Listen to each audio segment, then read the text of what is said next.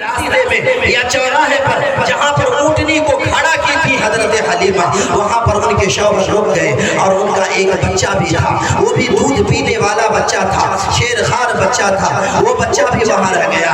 حضرت حلیمہ سعدیہ تمام عرب کی چکر لگا لی، مکے کی گلیوں کی چکر لگا لی، کہیں مالدار گھرانے سے بچے نہ ملے، اور حضرت حلیمہ جب گھوم کر آتی ہے اپنے شوہر حارث کے بعد حضرت حارث کے پاس آتی ہے، فرماتی ہے کہ اے میرے شوہر، اے میرے زوجہ محترم، میں تمام عرب کے بڑے بڑے گھرانوں میں تلاش کر لی، کہیں بچہ نہ ملا، دودھ پینے والا بچہ نہ ملا، اب بتاؤ کیا کہتے ہو؟ اپنے شوہر سے کہہ رہی ہیں حضرت حلیمہ سعدیہ کہ کسی بھی گھر میں بچہ نہ ملا، اب بتلائیے میں کیا کروں؟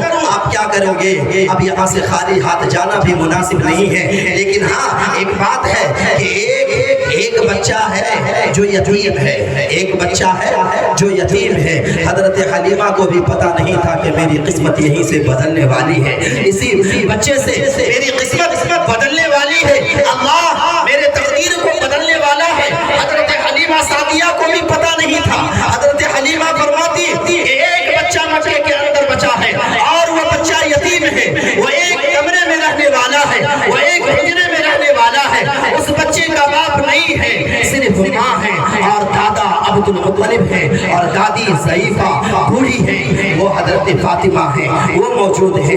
اب آپ اگر اجازت دیں تو میں اس بچے کو لے لوں، اگر اجازت نہیں دیں گے تو اسی طرح خالی ہاتھ چلے جائے۔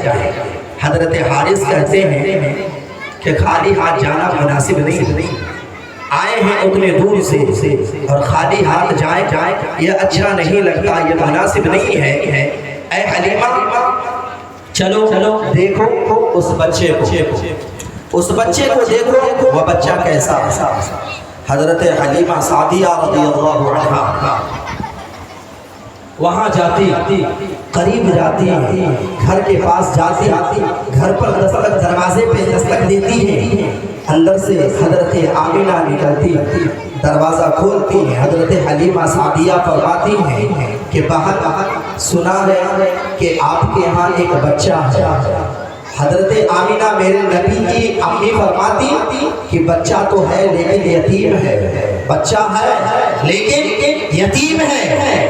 حضرت حلیمہ سعدیہ فرماتی کہ میں اسی یتیم بچے کو لینے آئی ہوں، مجھے اس بچے کو دکھلاؤ تو صحیح، اس بچے کے مکھڑے کو دکھلاؤ تو صحیح۔ حضرت حلیمہ سعدیہ فرماتی، اب یہاں حضرت حلیمہ فرما رہی ہے رضی اللہ عنہا کہ میں اس بچے کے قریب گئی، وہ بچہ ایک کپڑے میں لپٹا ہوا تھا، یعنی میرے آقا علیہ السلام معصومیت میں تھے، بچے تھے، معصوم تھے، وہ ایک کپڑے میں لیٹے ہوئے تھے اور وہ کپڑے میں لیٹ کر یوں ہی زمین پہ پڑے ہوئے تھے۔ حضرت حلیمہ سعدیہ فرماتی خدا کی قسم جس نے مجھے پیدا کیا، خدا کی قسم جس نے مجھے پیدا کیا، اس ذات کی قسم جس نے تمام جہان کو پیدا کیا، کل عالم کو پیدا کیا۔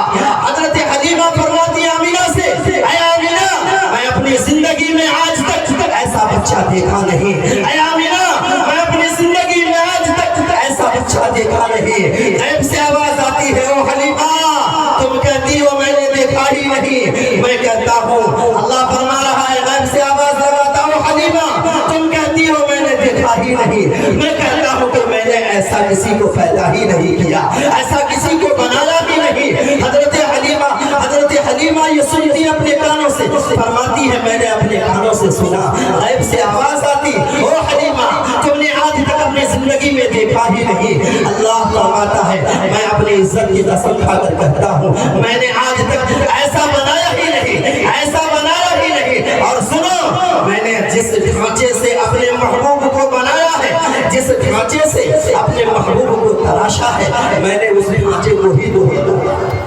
اللہ فرما رہا میں نے اس ڈھانچے کو ہی توڑ ڈالا۔ حضرت حلیمہ سعدیہ جب نظر پڑتی ہے دل کھل جاتا ہے، دل کی دنیا بدل جاتی ہے۔ اسی لیے اسی شاعر نے کہا ہے کہ دائی حلیمہ بولی لے کے یہ بلیا، جب دیکھی حضرت حلیمہ میرے نبی کو میرے نبی کے حسن جمال کو، میرے نبی کی خوبصورتی کو، ان کے حسین چہرے کو، ان کی خوبصورتی